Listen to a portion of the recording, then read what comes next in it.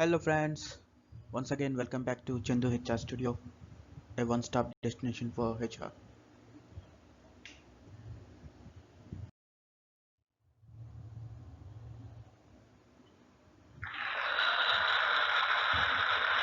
So today I am going to unveil my new logo, Chandu HR Studio, featured in 2020. So from now onwards, this logo will be my channel logo. Try to remember this logo, friends.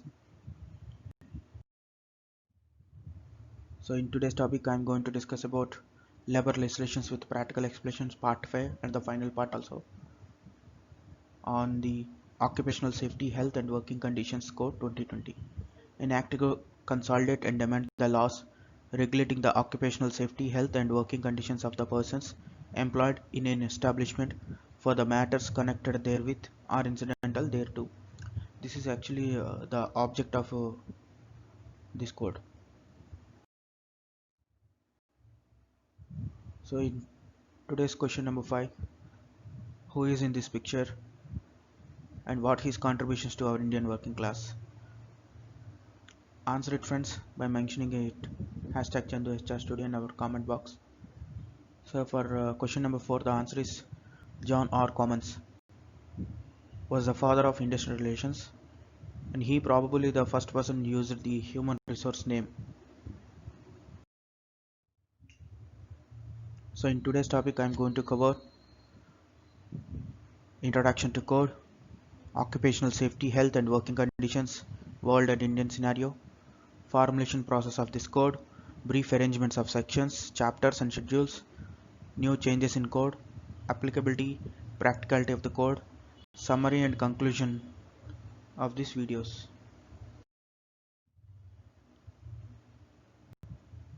So let's begin this video friends.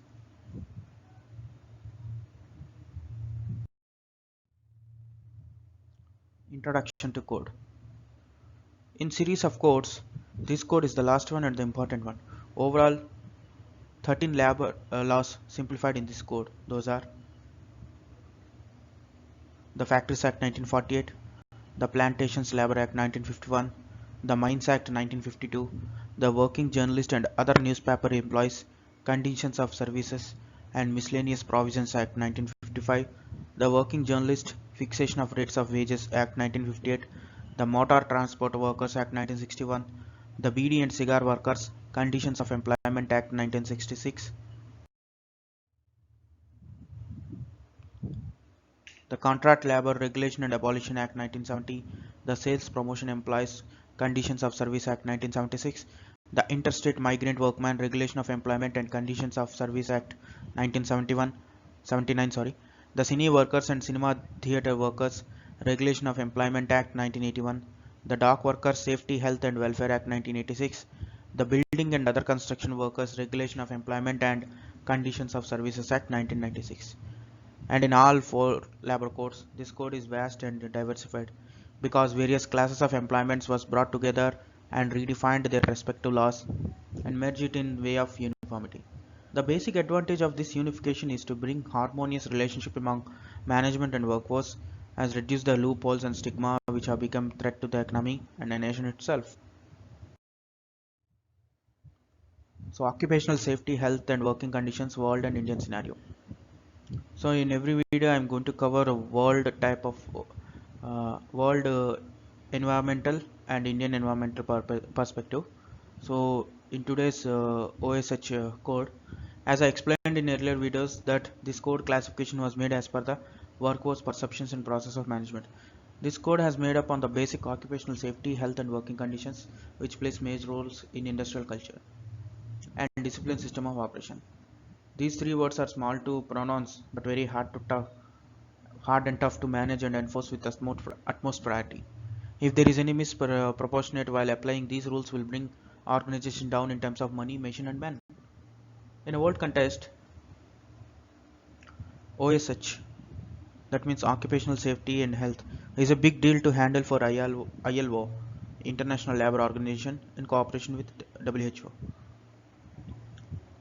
In the time of industrial revolution, the concept of worker health at the workplace got limelighted.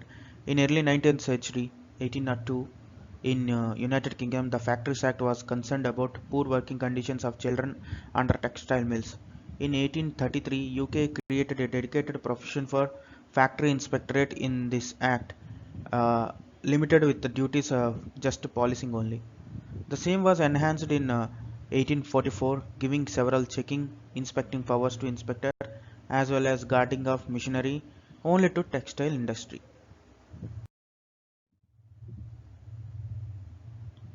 In 1840, Royal Commission of Labour reported that because of poor working conditions in mines there is a high frequency of accidents occurring. Due to this effect, the Mines Act 1842 was formulated in that separate inspectorate and collieries established, and by 1850 inspectors were enabled to enter the premises at their discretion. Otto von Bismarck was the first person to start social insurance in the year 1833, and the first Workman Compensation Act was formed in the year 1884. These acts to be become a pioneer in the world.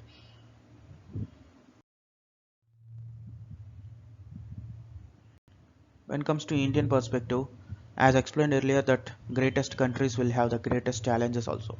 Our country faced the British colonial rules which formulated some extraordinary laws pertaining to labor in that time, and still we are following the same with limited changes according to our conditions and our Indian culture. The poor working conditions and unemployment plus poverty are the best couples in those times was initiated that need to birth of occupational safety, health and working conditions in India. Textile industry was the main industry in those days, faced the challenges as poor working conditions, low wages, if it comes to health of workers is zero. In this situation, Major Murray, the inspector and chief of our factories for Bombay Cotton Department, reported in the year 1872 to British India government for improvement of working conditions in factories, industries, especially for women and child workers. The Lord Ripon was the first person to formulate the first Factories Act in India in the year 1881 based on the report by Major Murray. In this act, conditions of working of child and women was improved. 4 holidays of a month, 9 hours of a working day was incorporated. Hence, this act was called as a mother of Indian labor legislations.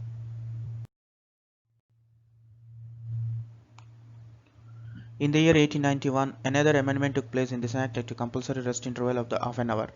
After that, this act was amended in a dozen times by increasing improvements on working conditions as well as eradicate the evil of pervasive conditions.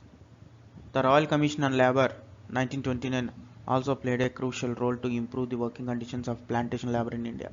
After independence, various other laws for OSH was formed and enforcing till today like mines, plantation, contract labor, motor transport, migrant, building and other constructions and aquaculture. Each and every act has its own impact till today on their respective class of employments. The formulation process of this code. Like the earlier codes, this code also made on the recommendations by second National Labour Commissioner, National Commission on Labour, under the chairmanship of Sri Ravindra Verma. 1999 it was formed and the report was submitted in 2002. 22nd September 2020 the bill was introduced by the Central Labour Minister and that same day it was passed. 23rd September 2020 the bill was passed by the Rajya Sabha. Finally, on 28th September 2020, the bill got accent of Sri Ramnath Kovind, our Honorable President, and the enforcement date and conditions of rules are to be published.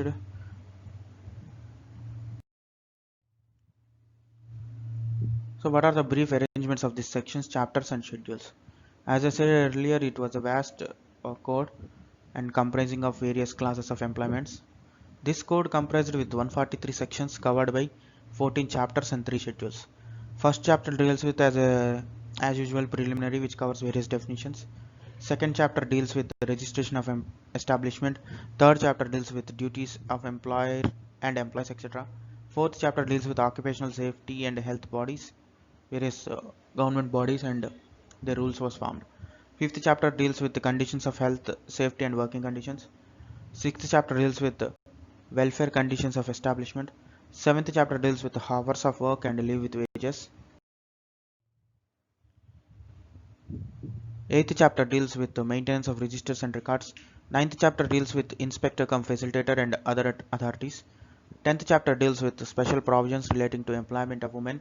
11th chapter deals with special provisions for CLR and ICMW workers. 12th chapter deals with the offenses and penalty. 13th chapter deals with the social security fund. 14th chapter for miscellaneous provisions. And the first schedule deals with hazardous industries. Second schedule deals with matter pertaining to various safety and working conditions. Third schedule deals with various noticeable diseases. So these are the arrangements of the section. So what are the new changes in this code? A huge changes was framed in this code and increased some provisions and minimum applicability of the various laws, earlier ones. In this code, the maximum working hours, 8 per day, was fixed. Instead of earlier, appropriate government will notify the maximum working hours.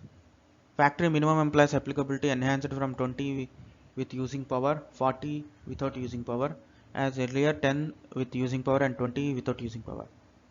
The minimum workman for considered as hazardous process is removed, and even if one lab is working based on the process, it will be treated as a hazardous. So based on the process only, the industry will be hazardous and non-hazardous will be declared. Contract labor minimum applicability changes from 20 to 50. The code will apply to all central and state government offices if they recruit employees through contractor. Women employees are eligible for any work even it's hazardous if required.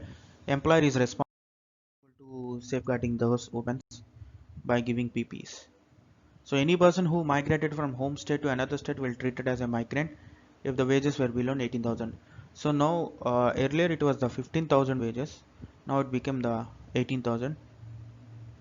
Displacement allowances of interstate migrant worker were deleted in this code. Instead of that, there is a journey allowances were inserted, a lump sum amount for a year to travel to and fro from his home to work and work to home.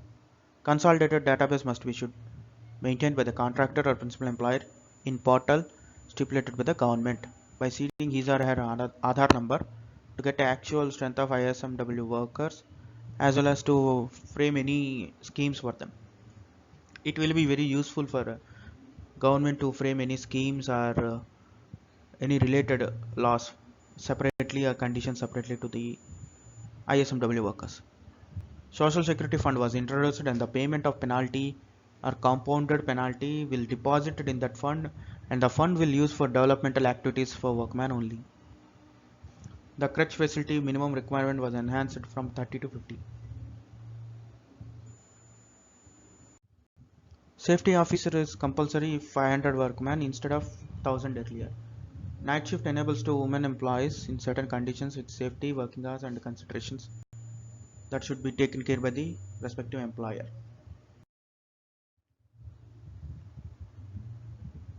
The minimum time to register of any factory, mines or any other registration was increased to 60 days instead of within 30 days earlier. From the date of code enforcement, you will get another 60 days to register the factory or any establishment. Digital mode of applications will be in high priority instead of hard copies. So now onwards, digitalization become very popular. Even the application process, notices, registers, returns, fines, appeals, everything became digital. The minimum requirement of employees to run a canteen was reduced to 100. Earlier it was 250. The welfare officer required if the employees are 250 or more. Earlier it was 500. The wages, banking company and core activities of establishment was inserted in this code, and there is a very huge discussion went on the core activities in this code. National Board for Occupational Safety, Health and Working Conditions was incorporated in this code. The board will assist the central government in enforcement of this code. Appointment letter is must and should to provide employees those are working under your establishment. And there is a new change called third party audit concept also inserted in this code. Compulsory annual health checkup for all employees, those are 45 and more in your establishment was added a responsibility to employer. So what are the applicability of this code? The code has its own applicability for various classes of employments and category of employees.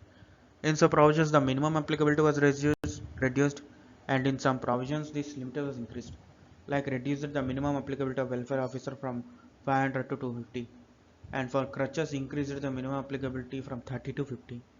The applicability of BOCW in individual construction is 50 lakhs. If the construction cost increases from 50 lakhs or more, the code will apply to the individual or independent construction also. The applicability of this code was simplified within the 13 labor laws related to OSH and working conditions. What is the practicality of this code? As this code comprises of various labor laws into one, the practicality will also become easy and quick. Employers no need to take a separate license from CLRA in factories, and the single registration of establishment will make easy to the HR departments. This code give employers some benefits like repealed the displacement allowances and inserted general allowances yearly basis. Employer need to take care of women employees for working conditions and shift closing also. Hazardous process and toxic management is become very strict in this code. Separate chapter inserted for various classes of employments will give practical time to help to employers to handle the issues with one and only code. So separate chapter was framed in this code. In that chapter there are subparts like part A, part B, part C, like that, to evaluated each and every class of employments like factories, mines, contract labor, building and other construction workers, interstate migrant workmen, audio visual, like that. Ease of registration, digital mode of application will also practically save our time and money. The codification of OSH helped the medium scale, small scale industry to exempt from taking license for registration, which helps the various organizations to get more employment and savings. Although there is some benefits, there are some more liabilities also bring down and to the MSME entrepreneurs, like reducing the welfare and safety measurements officers requirement. Practically, if you think that this code is helpful as well as tied in some provisions as discussed earlier, that reduced the welfare officer minimum requirement and increased the minimum requirement of registration under CLRA to 50 from 20 or more workers. So we come to conclusion of this video. Health and safety has its own impact on employee work behavior and satisfaction. If any friction in this will lead to the organization or employees to downward in the improvement. Code is good and nice in its nature, but the actual practicable conditions and achievements will reflect the performance of code. Wages, social security, IR and OSH, these are independent on each other. If any differences grow in between the four significance of labor culture, industrial culture will suffer badly. In all four codes, my opinion, occupational safety, health and working conditions are the key to success of any industry. One will think about safety, health, working condition if she the job after the only other components will strive in our mind. The rules of this code was prepared and put on behalf for general public for suggestions, and after 45 days these rules will apply on code will start enforcing. So on today 21st of November, I got a paper note that the rules are framed and put for the general public opinions. Summary. In this video, we learned about occupational safety, health and working conditions related to various labor classes, world and Indian perspective of occupational safety, health and working conditions, formulation of code, brief arrangements of code with the sections, chapters and schedules, new changes in code, practicality and applicability of code, conclusion. And note. So we'll wind up this video with Swami Vivekananda quote. You have to grow from the inside out. None can teach you. None can make you spiritual. There is no other teacher but your own soul. Swami Vivekananda. Vote of thanks. So with this video I am going to conclude my series of videos with part 5. So So in my series of videos on labor codes with practical explanation, I would like to thank below group of people: wholeheartedly, family, teachers, professional bosses, colleagues, friends, and lots of my subscribers also. So with this video, I'm going to conclude my series of labor session with practical explanation and wait for the next series of videos. So thanks for supporting me,